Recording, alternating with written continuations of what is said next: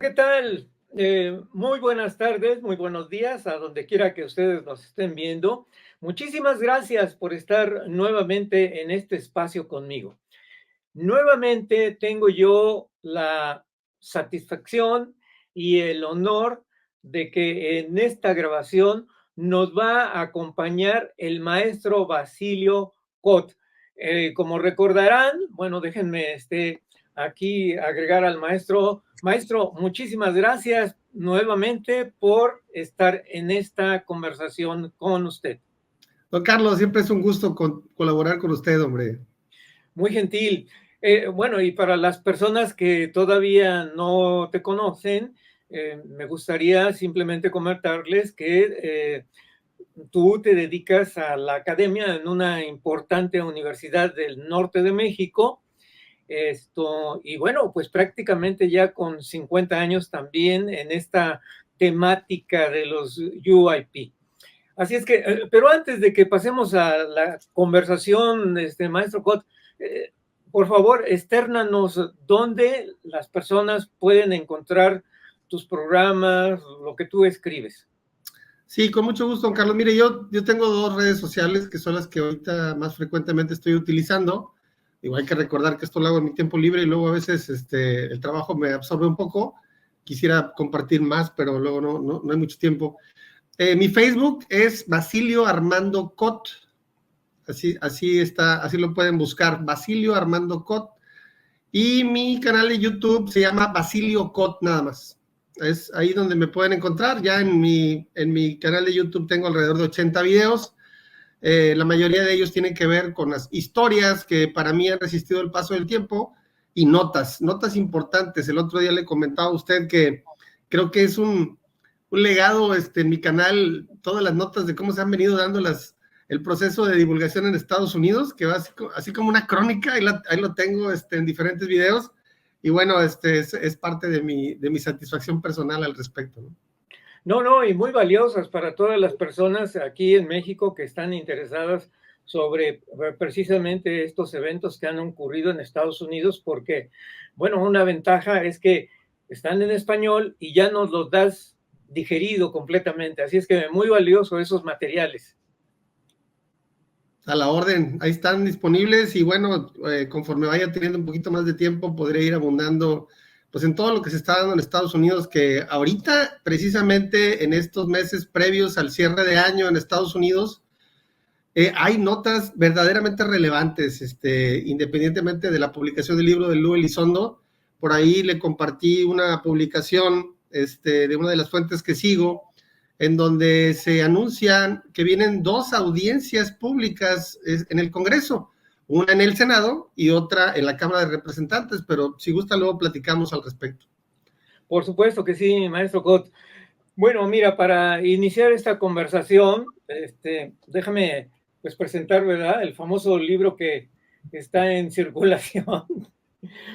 No lo he leído aún, recién me llegó y bueno, es un libro bastante extenso con 270 páginas.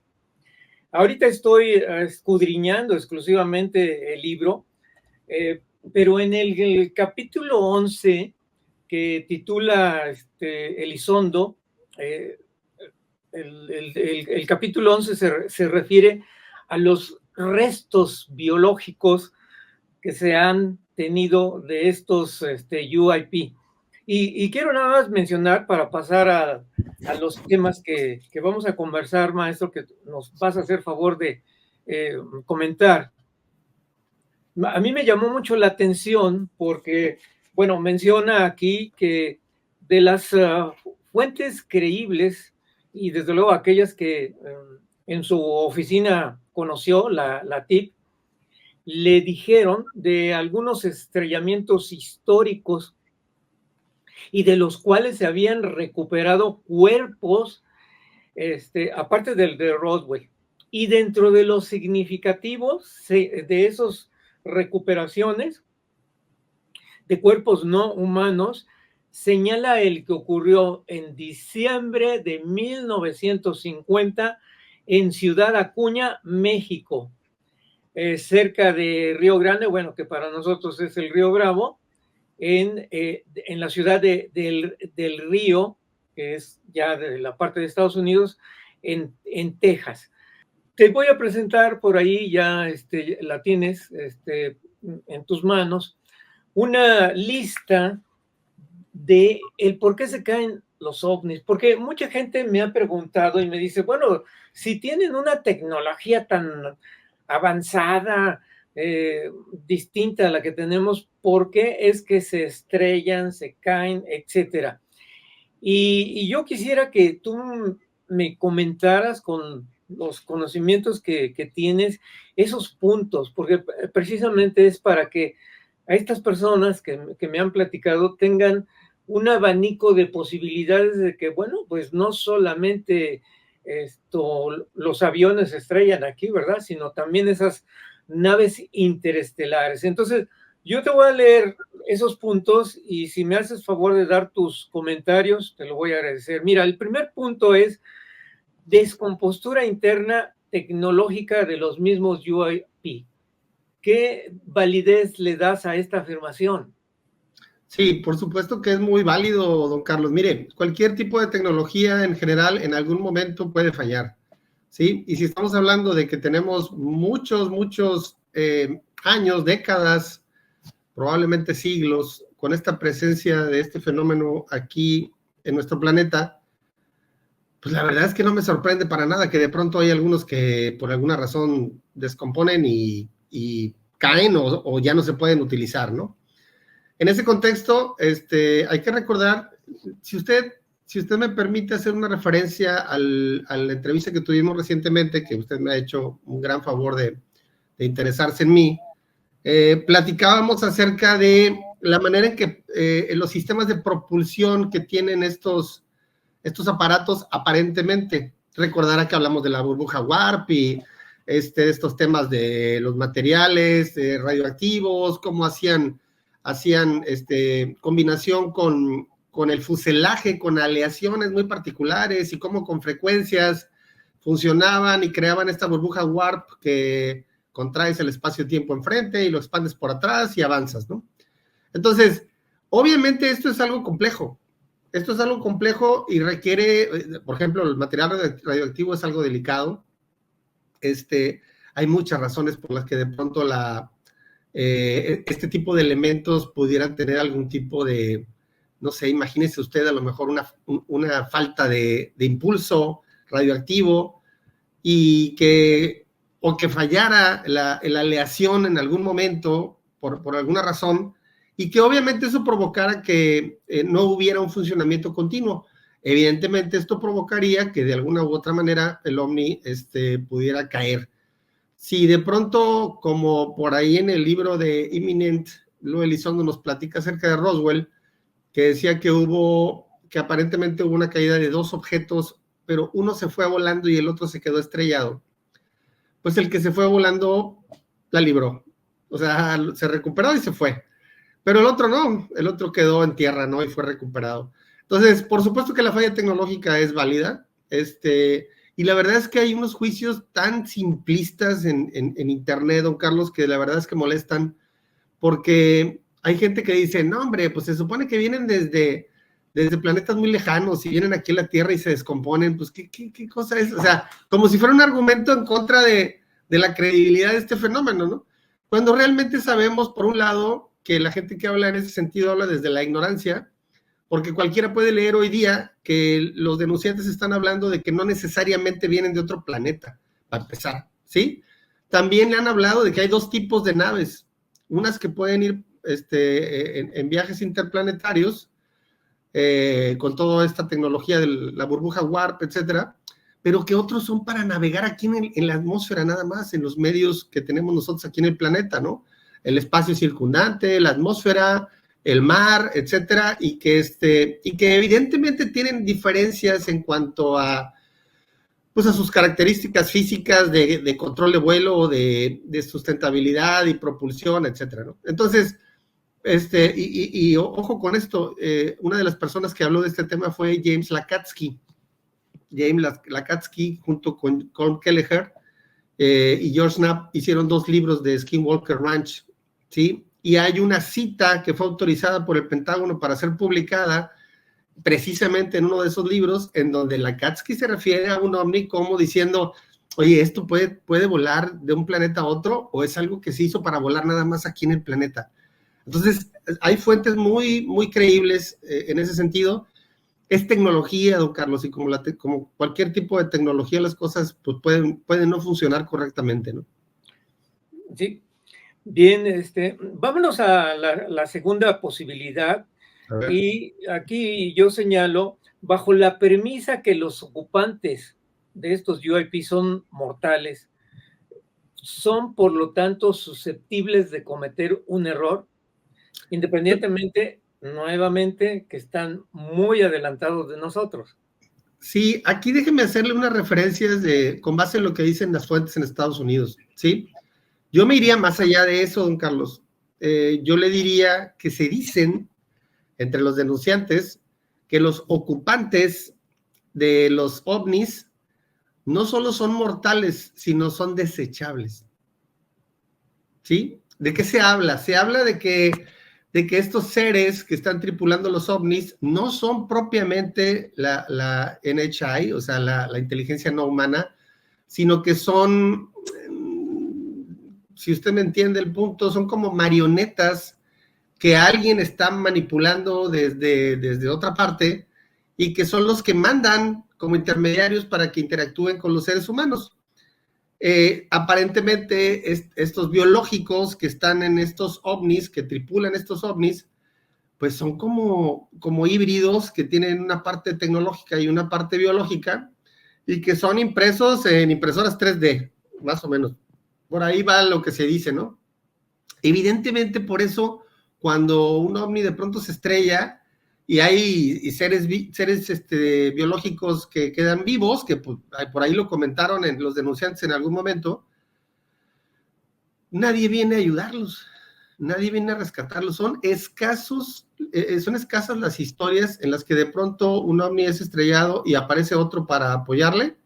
Recuerdo ahorita, por ejemplo, un caso del Mar del Norte, debajo del océano, en donde un ovni aparentemente cayó y tuvo un desperfecto, y cuando lo estaban rodeando los de la OTAN para recuperarlo, apareció otro ovni también debajo del agua, se acercó con el ovni que estaba descompuesto, lo recuperaron y se fueron los dos, ¿sí? Salieron del mar y se fueron, ¿no?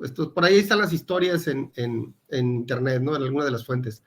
Entonces, sí, por supuesto que el tema de los biológicos sí, pues como cualquier tipo de tejido biológico, imagínese usted un tejido biológico que de pronto está dentro de una burbuja warp todo el tiempo, por ejemplo, ¿sí? O que es sometido a muchas fuerzas G. Pues en algún momento puede fallar, ¿no? También los seres vivos tenemos problemas y de vez en cuando degeneramos y tenemos que atender este tipo de asuntos y eventualmente, pues, provocan fallas en nuestro funcionamiento o desempeño, ¿no?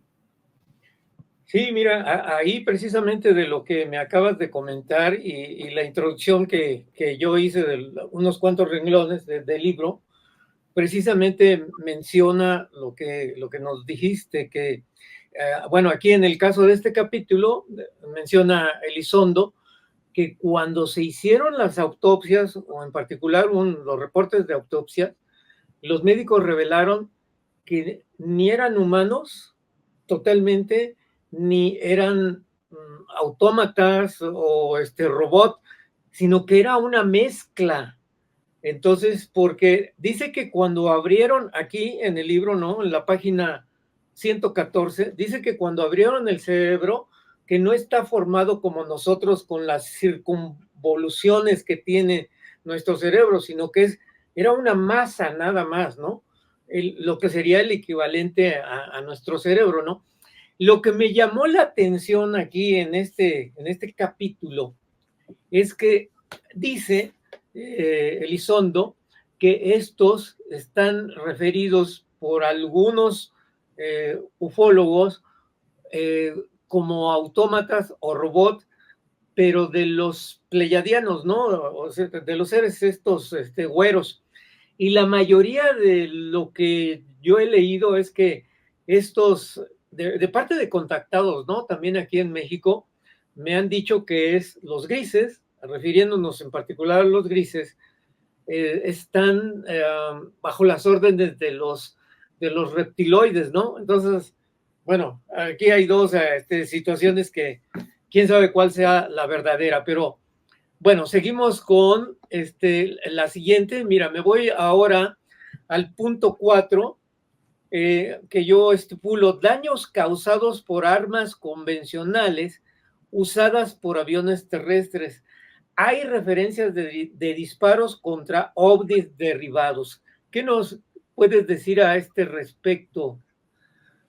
Mire, este es un tema amplio y déjeme, le doy algunas referencias. Hay toda una serie de historias desde la Segunda Guerra Mundial en donde ha habido algún tipo de interacción no pacífica, no armónica, entre seres humanos, particularmente los que están al frente, ¿sí? En alguna guerra, y ovnis, ¿sí? Por ahí, inclusive por ahí había un reporte de MUFON, si mal no recuerdo, donde se hablaba de que había habido disparos. Le voy a dar un dato, discúlpeme si no soy muy específico con los detalles porque no lo recuerdo específicamente, pero la historia de más o menos es la siguiente. Un avión de guerra se encuentra con un ovni, le dispara un misil y el ovni lo absorbe. Por supuesto que no le hace nada y el ovni se va, etcétera. Al otro día en la mañana, una fragata, y esto que le estoy diciendo, si mal no recuerdo, fue en alguna parte de la guerra de Vietnam, ¿sí? En la que Estados Unidos estuvo involucrado. Al otro día en la madrugada, previo al amanecer, de pronto una fragata es golpeada por un misil. Y entonces dijeron, oye, espérate, pues, ¿a qué horas llegó el submarino? ¿De dónde salió esto? ¿Quién lo disparó? Pues estamos hablando que fue allá en los 60, 70, ¿no? O sea, por supuesto que la fragata se hunde y a la hora que van a investigar qué fue lo que la golpeó, porque nunca vieron que se acercara un submarino, nunca vieron un avión que se acercara, o sea, realmente no sabían de dónde había salido el misil. Resulta que el misil era del mismo tipo que el avión le había disparado al ovni el día anterior. Eso es lo que dice la historia, ¿sí? Entonces, no son pocos los casos en los que los ovnis interactúan en estos entornos bélicos, ¿sí? Y no atacan a nadie, sino que responden cuando los seres humanos los atacan de alguna manera. Y hay muchas historias, ¿sí?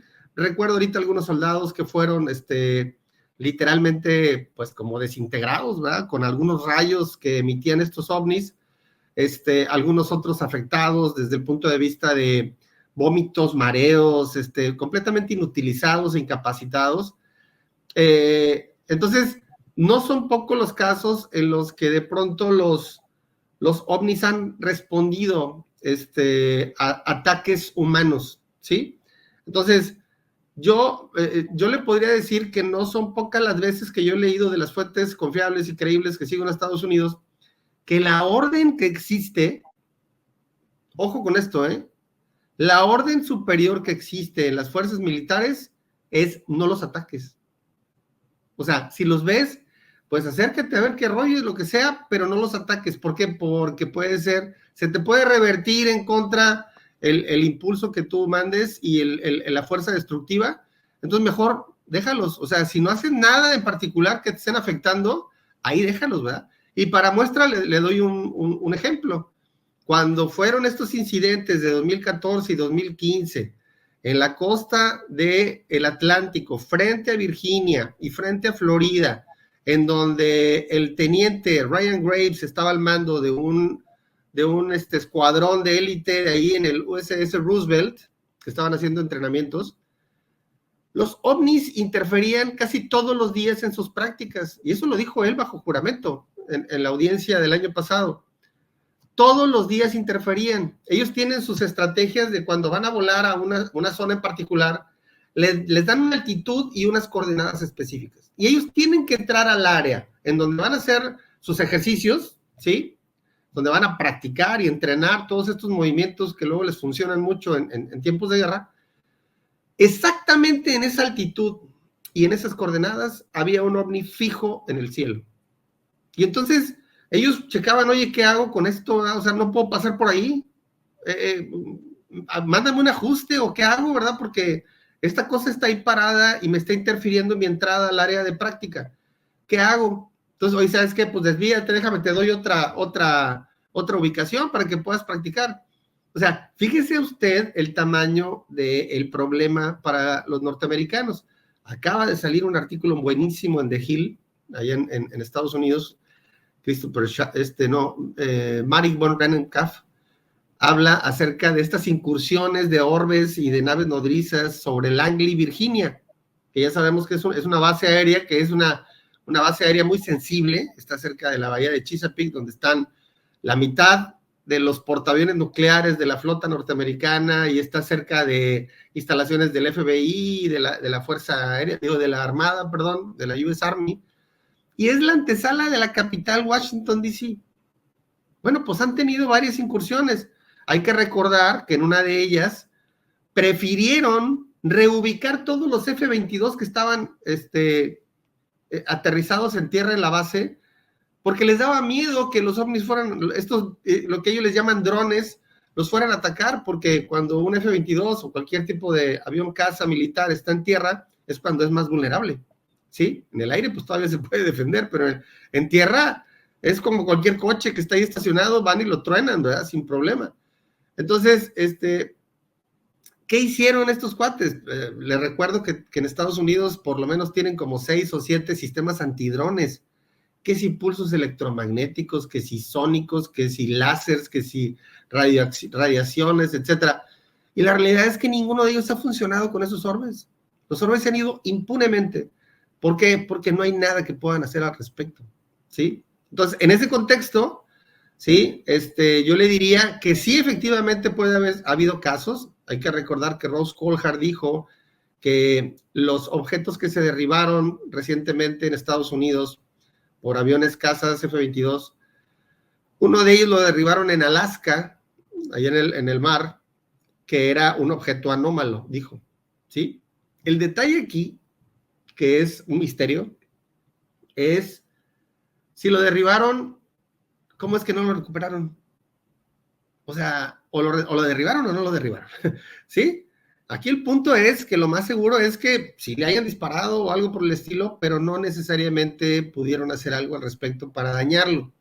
Y si lo dañaron y lo recuperaron, fue total secreto, ¿verdad? Entonces, yo le diría que no descarto que pueda haber casos en los que algún tipo de armamento humano haya afectado a un ovni de tal forma que lo haga caer. Eso no lo descartaría, ¿sí? Porque es parte del desconocimiento que tenemos del tema. Pero le diría en general que veo muy poco probable que sean la principal causa de caídas de ovnis. Yo me iría por otras hipótesis, ¿verdad?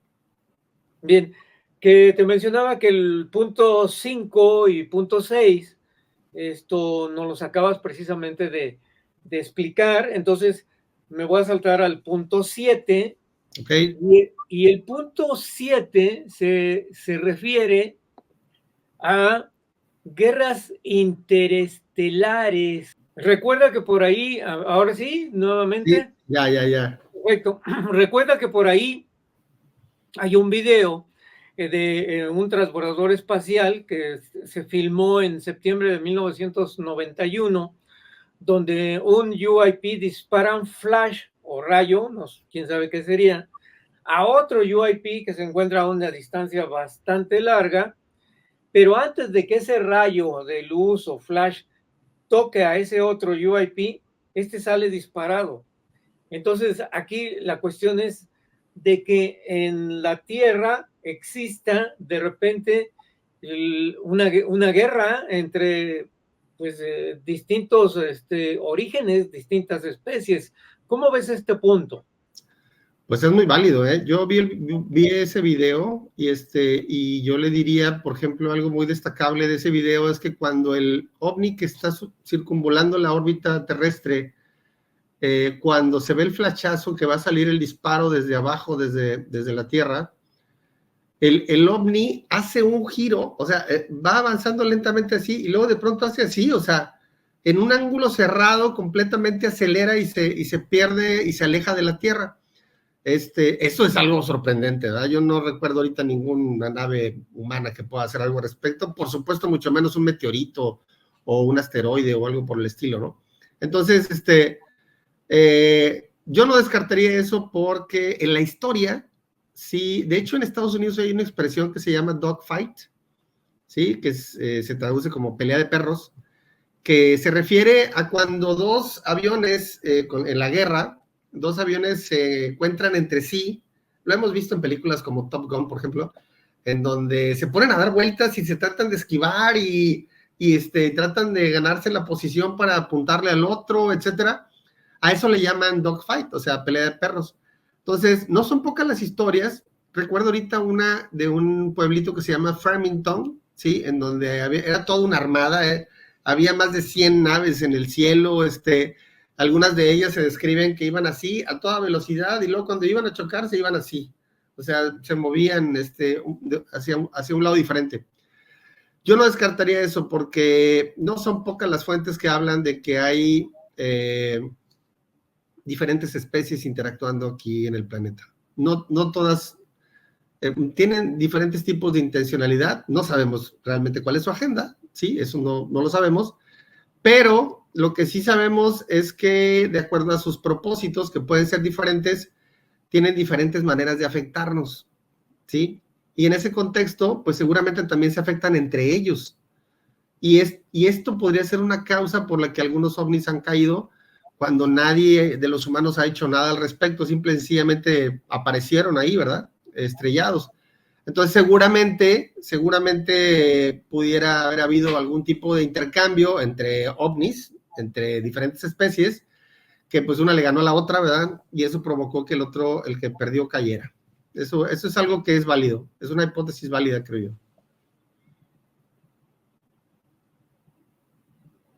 Y vámonos al punto siguiente, el punto número 8, que yo aquí menciono.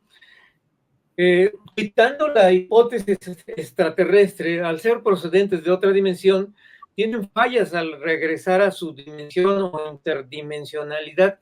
Esto yo lo puse porque seguramente que tú conoces por ahí un documento desclasificado del FBI de los años 40, donde este memorándum estaba escrito por ahí de 1941, pero trasladado a 1947, cuando ocurrió lo de Roswell, y dice, es que afirma ese memorándum que son dimensionales, que no vienen de otro universo. Por alguna circunstancia lo descubrieron en los años 40. Entonces, ¿qué validez, qué ponderación tú le das a este punto, maestro? Sí, mira, el tema de la interdimensionalidad, hay que recordar que independientemente del tema OVNI, es algo que ha sido abordado por nuestros científicos, ¿no? de más alto nivel en el mundo.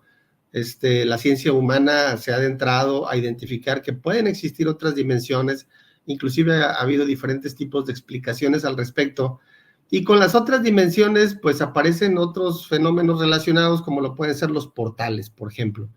Entonces, quiero pensar, ¿sí? Quiero pensar que para poder abrir un portal e ir de una dimensión a otra, se requiere mucha energía, y de pronto pudiera parecer que si no controlas bien esa energía o no estás controlando bien el portal, lo haces de manera inadecuada, pues a la hora de que se cierra y te afecta, o sea, imagínate que vas a la mitad del trance entre una dimensión y otra y el portal se cierra, pues seguramente pudiera haber algún tipo de afectación. Hay que recordar que cuando hablábamos de la propulsión warp, hablábamos también de este tema de las frecuencias que luego hacen que algunos objetos no sean visibles, porque el rango en el que los seres humanos podemos percibir la realidad está en un rango de frecuencias muy, muy corto, realmente. Entonces, si un objeto de pronto vibra en una frecuencia diferente que no es visible para nosotros, pues no lo vamos a ver. Entonces, este tema tiene que ver directamente con la capacidad que tienen estos objetos para poder manipular el espacio-tiempo, ¿sí? En ese contexto, ¿sí? Yo no descartaría el hecho de que de pronto algunas de estas naves, por alguna razón, pues fallen a la hora de hacer sus brincos y sus viajes, y pues la física les cobre factura y les afecte. Y entonces eso provoque que caigan. Hay que recordar también que en la atmósfera terrestre hay una cantidad, por ahí lo mencionaba usted, si mal no recuerdo, en las razones 4 y 5, hay una cantidad impresionante de todo tipo de ondas y frecuencias circulando, ¿sí? Algunas son artificiales, propiamente fabricadas por seres humanos, y otras son de origen natural, es decir, microondas, algún tipo de señal del espacio exterior, los neutrinos, etcétera.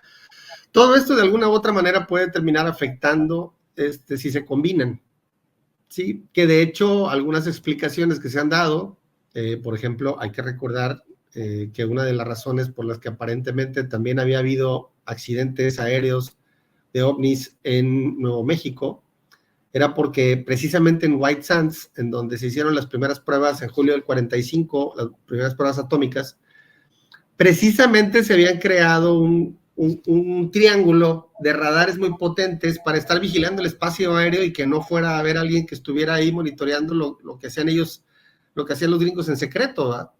Entonces, ¿qué pasa? Que de pronto usted combina el impulso de radiofrecuencia de 3 radares potentes en un mismo punto, pues es muy probable que afecte las frecuencias de funcionamiento de los ovnis.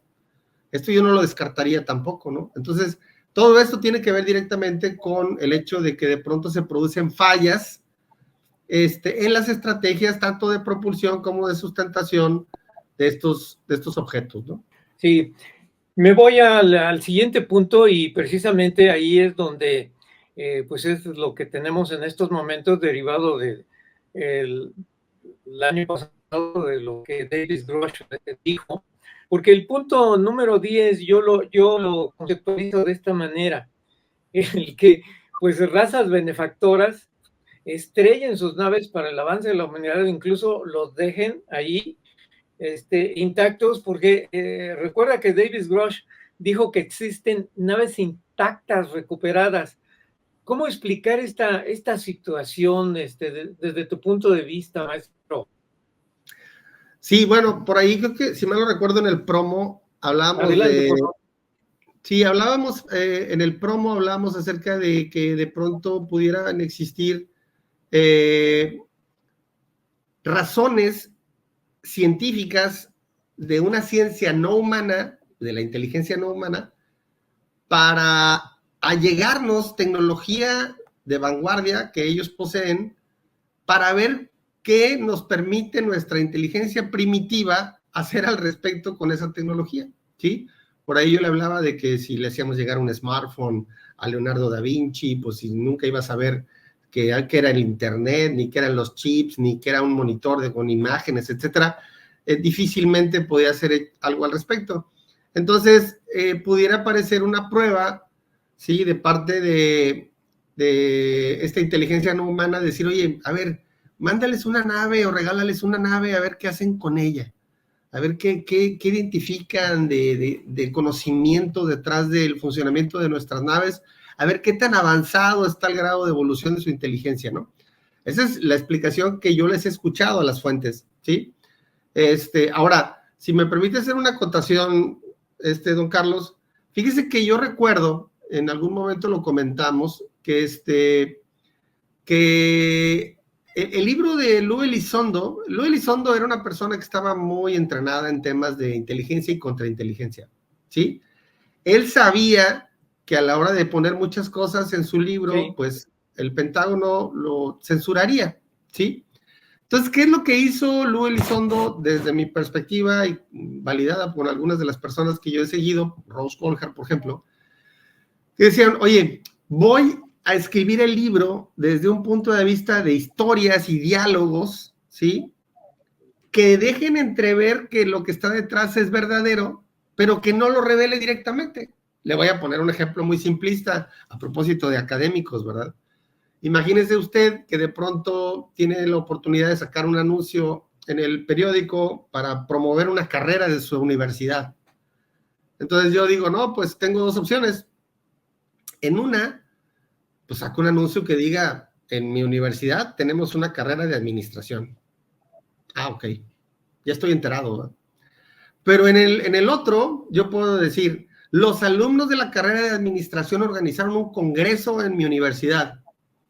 Automáticamente, de manera tácita, estoy diciendo que hay alumnos de una carrera que es de administración. No tengo que decir directamente que hay una carrera de administración, porque se entiende que es así.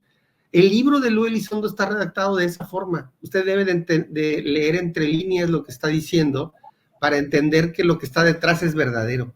Ese es lo maravilloso del libro de Elizondo. Por eso, luego por ahí platicábamos acerca de las partes que están censuradas, que son relativamente pocas, porque él quiso dejarlas así para que viéramos que efectivamente el libro había sido censurado por el Pentágono en algunos aspectos, pero los diálogos y las historias y todo esto que entre líneas permiten identificar la realidad, pues eso sí lo dejaron, ¿verdad? Entonces, eso es muy valioso y hay que tenerlo muy presente.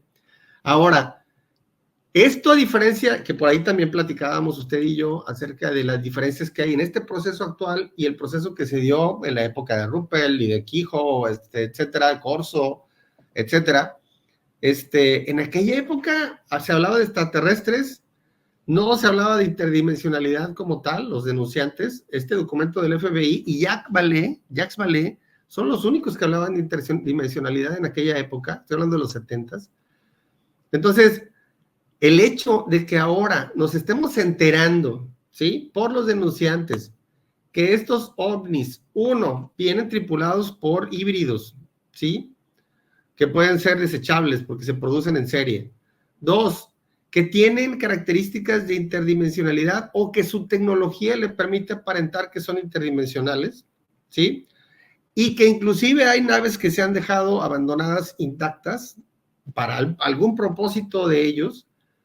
Pues estas cosas son nuevas comparadas con lo que habían dicho antes, ¿verdad? Entonces esto es más relevante, esto es algo que ya explica de alguna forma cierto grado de comprensión de parte de algunos humanos respecto al fenómeno que estamos enfrentando, ¿sí? Entonces, si hay una inteligencia no humana, superior a la de nosotros, por cierto, que está interactuando con nosotros de lejecitos y nos manda sus intermediarios, sus marionetas, sus híbridos para que interactúen con nosotros y nos dejan naves para ver qué tan inteligentes somos realmente, hay una intencionalidad, hay un propósito que eventualmente tiene que ver con el conocimiento de nosotros como especie humana. Eso es un punto muy importante. Entonces yo no descarto para nada, porque de hecho no tendría por qué descartarlo si ellos mismos lo están diciendo, lo están asegurando. No todos los ovnis recuperados han sido estrellados. No todos los ovnis recuperados tuvieron biológicos recuperados. Hubo naves que se dejaron en algún lugar completamente intactas, sin un rasguño, sin tripulación. ¿Con qué propósito? Seguramente, y aquí podemos especular, seguramente tiene que ver con probarnos a nosotros como humanos y nuestra inteligencia para saber hasta qué grado de comprensión tenemos sobre su tecnología. Esa es mi mejor hipótesis al respecto, don Carlos. Bien, maestro. Pues hemos pasado a revisión los puntos que yo había considerado y si hay algo adicional antes de dar por concluida esta conversación, maestro Cot, que quisieras agregar respecto a todas estas hipótesis del por qué se caen, se estrellan, se accidentan los ovnis, ¿habría algo adicional que nos quieras comentar? Bueno, yo en primer lugar lo felicitaría porque nunca había visto juntas todas estas causas. Se las he escuchado a muchos denunciantes, pero por separado. Y el hecho de que usted ya las tenga integradas realmente es un trabajo muy, muy loable y se lo reconozco y se lo felicito. Y seguramente estaré ansioso de leer ese libro. Gracias. Muchas gracias, maestro. Bueno, para finalizar nuevamente, por Basilio Armando Cot es mi Facebook. Y mi YouTube es Basilio Cot, así como viene ahí en el nombre de la cámara ahorita aquí en nuestra entrevista. De acuerdo. Basilio Cot, canal de YouTube, Basilio Armando Cot, Facebook. Ahí estoy para servirles. Excelente, maestro. Nuevamente, muchísimas gracias por tu tiempo y pues por el momento simplemente les digo hasta pronto. Hasta pronto, gracias.